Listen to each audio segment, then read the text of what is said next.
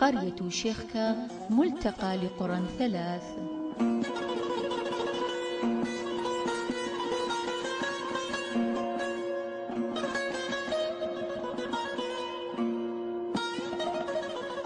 كل صخرة في هذه المنطقة تروي لنا قصة مثيرة وممتعة وتحكي أخبار الماضي كدليل على أقدم أثر في المكان، وتسرد قصصا وحكايات مأساوية قد حصلت ها هنا في ذلك الزمن الغابر. ولشيخكا حكاية مع التشرد والتهجير والخوف والحرمان. وفي يوم أسود استيقظت على فاجعة تهجير أبناء جلدتها لتحتضنهم هي كملتقى لإخوة ثلاثة.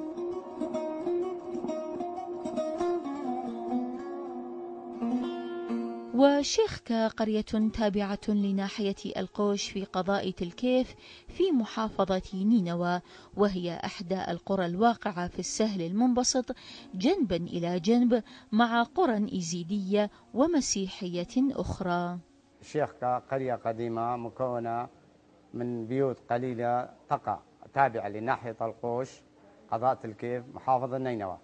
قرية قديمة جدا مكون من جهة ما نسمي جهة الغرب الشمال الغربي بيبان، وجوا ما نسمي بالشيخ مزار إيزي نمير أو ما نطلق على البنكند، ومن جهة الشرقية قريتي جرحية نصيرية، أما من جهة الشمال تقع فيه قريتي خورزان وكرساف وما من حوله من بوزان وطفتيان وقابار إلى بعضها. قرية الشيخكا قرية تابعة لناحية القوش قضاء الكيف، ما يبعد تقريبا حوالي حدود 5 إلى 5.5 6 كيلومترات من القوش. من جهة الشرق قريتي جرحية ونصيرية، ومن جهة الشمال القرى المهجورة كرساف خورزان، والشمال الغربي قرية بيبان كالقرى اليزدية.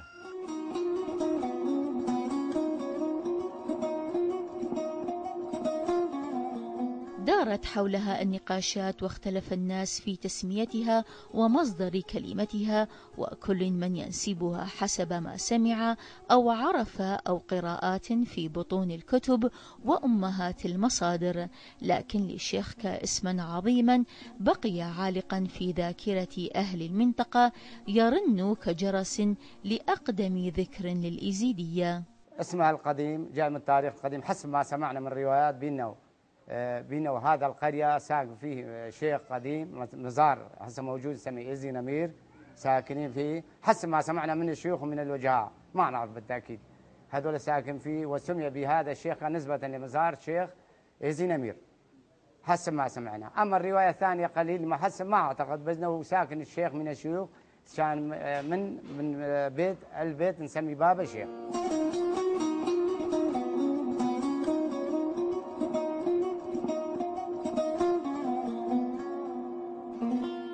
ومن يذكر قرية شيخكا أو مجمع شيخكا اليوم لابد أن يذكر أخواتها الأخريات قرى خورزان وكرساف اللواتي انضمت لها في زمن الصراعات السياسية وبطش النظام السابق والتهجير والتشرد الذي شن على هذه القرى.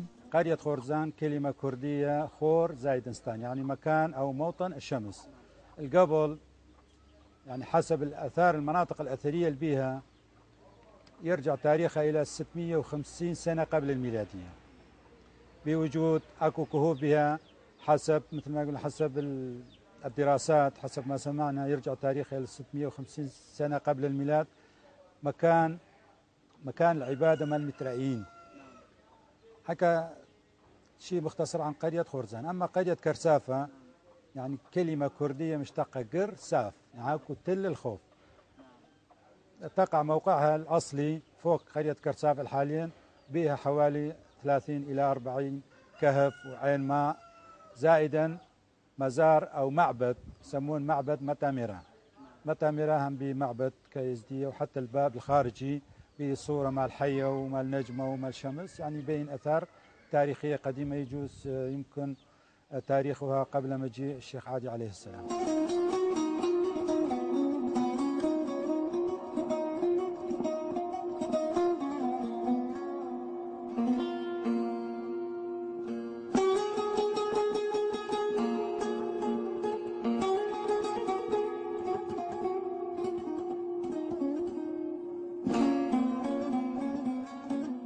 ما زالت القرية تحتفظ بجزء من تراثها وإرثها الحضاري، ولها العديد من الأماكن الأثرية التي ما زالت شاخصة لحد الآن، وهي خرائب أو كهوف أو مغارات أو منحوتات محفورة في الصخر. المعالم الأثرية أكو تل في قرية شيخة القديمة بالقرب من القرية، يدعون بأنه قبل القرية كانت غادي يم التل، حاليا التل موجود يسمى تل شيخكة. وفي قرية خورزان أيضا أكو منطقة أثرية تل يسموها تل نسميها الخزينة، يعني مثل يقولون كان بها خزنات يعني شغلات مال الخزن. وأكو آثار مال مقابر قديمة يم التل مال الخزينة. وأيضا في قرية كرساف يسموها خرابة، أيضا أكو مناطق أثرية، وأكو شكفتات في قريتين، في كرساف وفي خورزان، في داخل القرية القديمة وفي الجبل.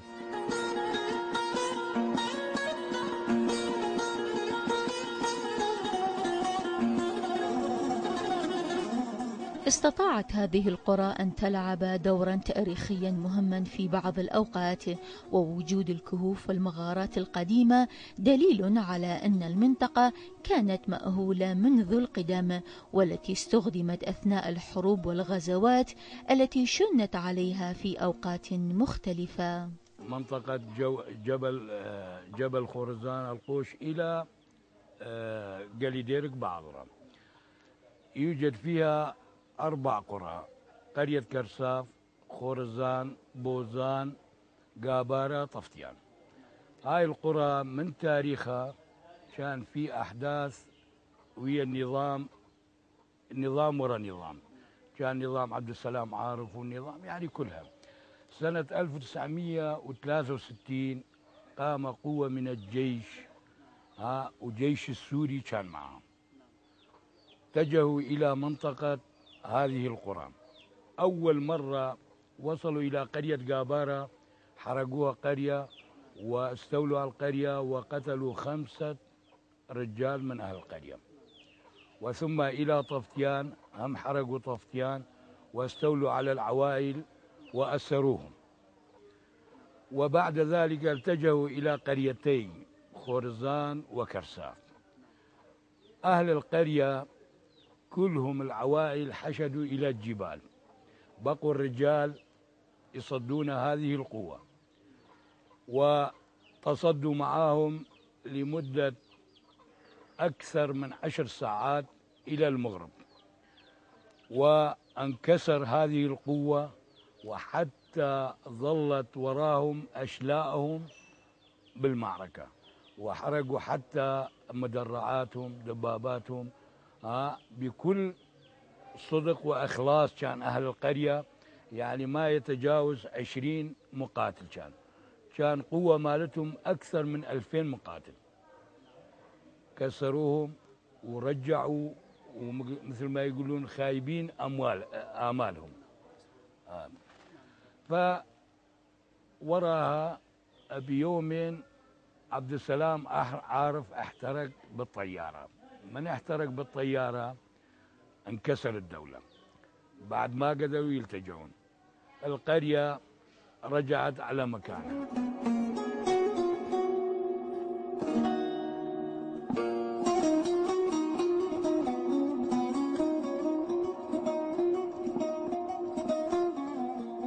أسوة بباقي أبناء القرى الواقعة على طول خط الجبل الأبيض، ساهمت المنطقة في الحركة التحررية الكردية، وقدمت القرابين العديدة على مذبح الحرية، وشرد أهلها ودمرت القرية وسيق أبناؤها للمقابر الجماعية في حملة الأنفال سيئة الصيت. سنة 87 19/4 بالضبط كتاريخ أتذكر، بلغونا يعني كأهل القرية يرحلون بسبب تعاون أهل القريتين مع البشمركة أو مع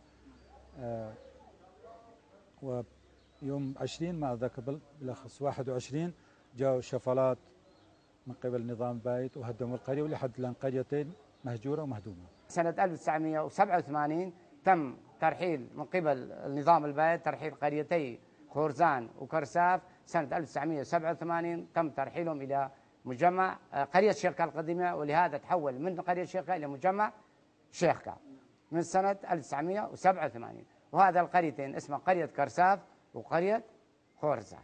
سنة 1987 هم اجى بترحيل القرى. ترحيل هذه القرى خورزان، كرساف، قابارة، طفتيان، ولا يزال هذه القرى مهدومة لحد يومنا هذا. هذه القرية خورزان وكرساف يعني ضحى ما ضحى، أكثر من 60 شهيد من أطفال لعمر تجاوز 6 أشهر وفما فوق،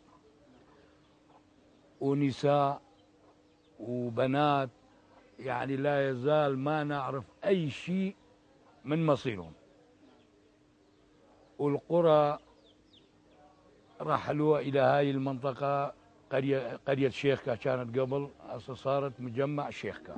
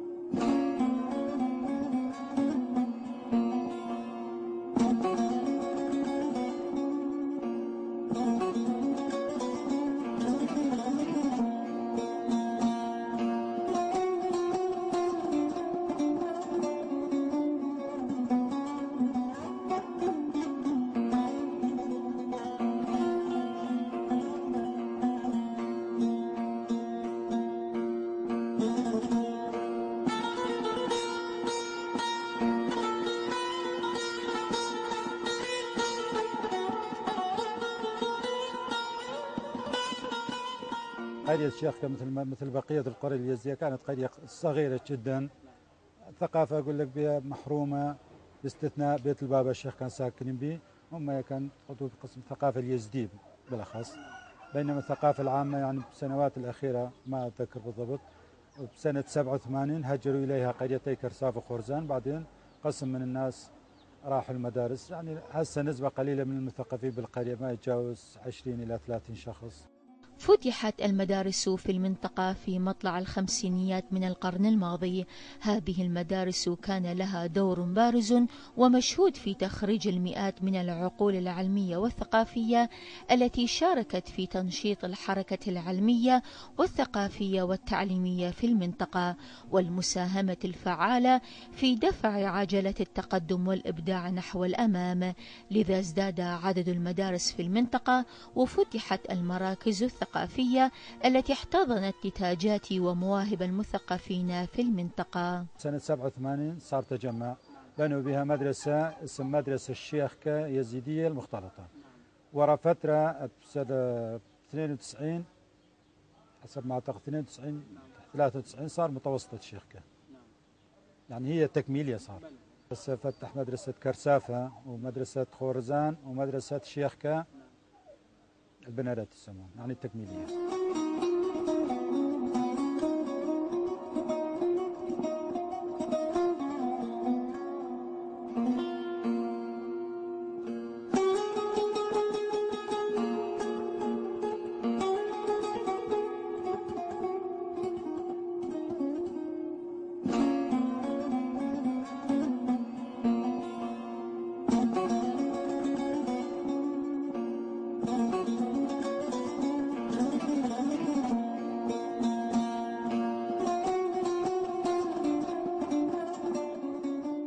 للقرية مزاران، أحدهما للشيخ عز الدين أمير والثاني للشيخ عافديرش، وهذان المزاران لهما مراسمهما وطوافهما الخاصة التي يقيمها أهل القرية حولهما في فصل الربيع من كل عام، ويدفنون قبور أمواتهم حولهما ويقصدونهما في سرائهم وضرائهم وأيام الجمعة والأربعاء لطلب البركة وتقديم النذور والخيرات. المعالم الدينية في هذه المنطقة، المنطقة تتكون من 3 قرى: قرية خورزان، قرية كرساف، قرية شيخكا القديمة، يسموها مجمع شيخكا.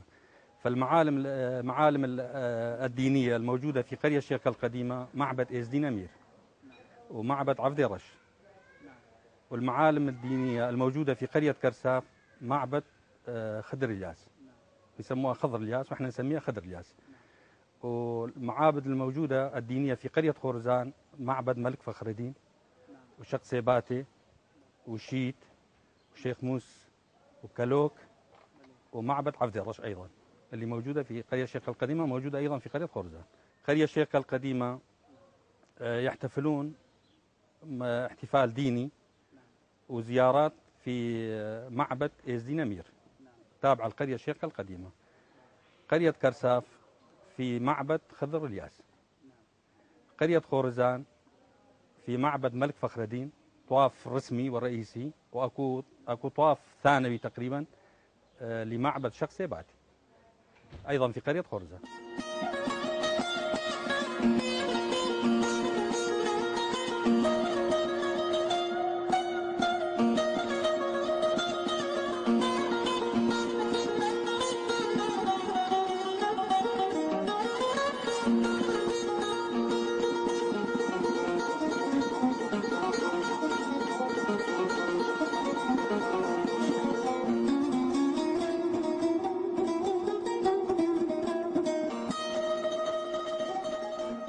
أما العشائر الإيزيدية الموجودة في مجمع شيخكا هي عشيرة البيدية والخالتية والهويرية والحراقية، ولمجلس المجاور الذي يجتمع كل صباح في بيته لشرب القهوة دور مهم في حل المشاكل الاجتماعية التي تحدث في القرية، ويكون رأيهم قطعيا في إنهاء المشكلة بين المتخاصمين والمساهمة في تقريب وجهات النظر في حالات الزواج أو بيع وشراء الدور والأراضي الزراعية. بالنسبة للعشائر، يعني عشائر قريتي كرساف وخورزان يتكونون من عشيرة الحراقية، كم بيت يعني ما يتجاوز 5-6 بيوت من قرية من عشيرة البيدية. أما قرية شيخكا يعني رغمها صغيرة، ولكن أعتقد تتكون من 12 عشيرة، من أبرزهم الخالتية والهويرية. دور المجاور كبقية المجاورين المنطقة، يعني الرجل دين مسالم يطلع على شؤون المجمع، ما أقول لك القريتين، بس هو مثل ما يقول مختص بقريتين، قرية كرساف وخورزان، يعني كمجاور مع القريتين رسميا، ولكن دوره فعال بحل المشاكل. لا سامح الله صادف مشكلة مثلا هو مجاور، يعني هو اللي قرر تقريبا 99% كلامه ماشي.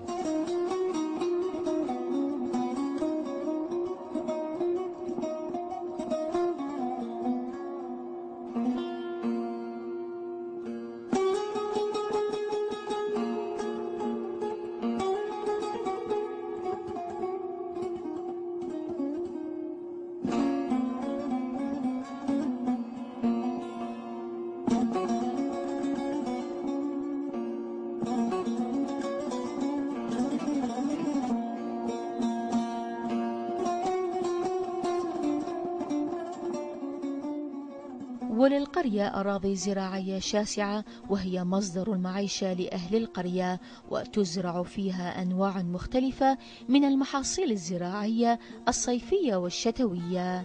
بالإضافة إلى الزراعة تأتي تربية الحيوانات في المرتبة الثانية كمصدر للمعيشة، وكذلك توجه الناس للوظائف والانخراط في المؤسسات الحكومية كمصدر رئيسي للمعيشة في المنطقة، وكذلك الهجرة للخارج بحثا عن العمل كمورد آخر للرزق في قرية شيخكا. قبل كانوا يعتمدون على الزراعة، هسه يعتمدون على الزراعة بس، ولكن الظروف الجوية يعني قلت الأمطار، يعني الزرع هالسنوات الأخيرة أقول لك يعني مو مصدر معيشة، يعني مصدر معيشة مع أهل المنطقة على الرواتب. هذا القريتين مع قرية شيخكا نطلع عليه مجمع شيخكا دائما يشتغلون بالزراعة، أكثرهم فلاحين يشتغلون بالزراعة. أما في الآونة الأخيرة خاصة بعد بداية ظهور التعيينات من قبل إقليم كردستان ومع الحكومة المركزية تم تعيين بعض المدرسين والمعلمين على ملاك التربية، وقسم اللي حسب طاقتهم وإمكانياتهم يلبسون مثلا بالجيش قسم أعمال حرة، قسم كاسبين يعملوا أعمال حرة من البناء من الشغل من الزراعة، كل واحد حسب طاقته الجسمية. واحنا ساكنين على هاي القرية يعني عندنا ناس كثير بطالة، وكثير التحقوا بصفوف البيشمركة من غرض معيشتهم ومعيشة أطفالهم. وعندنا مدرسين ومعلمين عينوهم أقليم كردستان، نشكر على أقليم كردستان لهذه يعني المبادرة الطيبة، وأنقذوا حياة هذه الناس. فاحنا أكثرية هاي المنطقة دا يشتغلون على الزراعة، على الفلاحة، اكو ناس يشتغلون بالعمالة، اكو ناس يشتغلون مثلا أعمال حرة، اكو مهندسين يشتغلون على حسابهم مثلا بالأعمال الحرة. وعندنا يعني مدارس مالنا مثقفين كثيرة الحمد لله، يعني بالأخص بالذات يعني مجمع قرية خورزان وكرساب عندنا ما يتعادل فوق ال 120 مثقف عندنا وأكثر. حاليا الحمد لله بجهود حكومة كردستان يعني فتح باب التعيينات المعلمين المدرسين، قسم يعني على ملاك التربية وقسم ملاك الصحة وكهرباء والشغلات هذا، ولكن الأغلبية يعني تجاوز ب 70% تطوعوا في صفوف البيشمركة يعني كمصدر معيشي جيد لأهل المنطقة.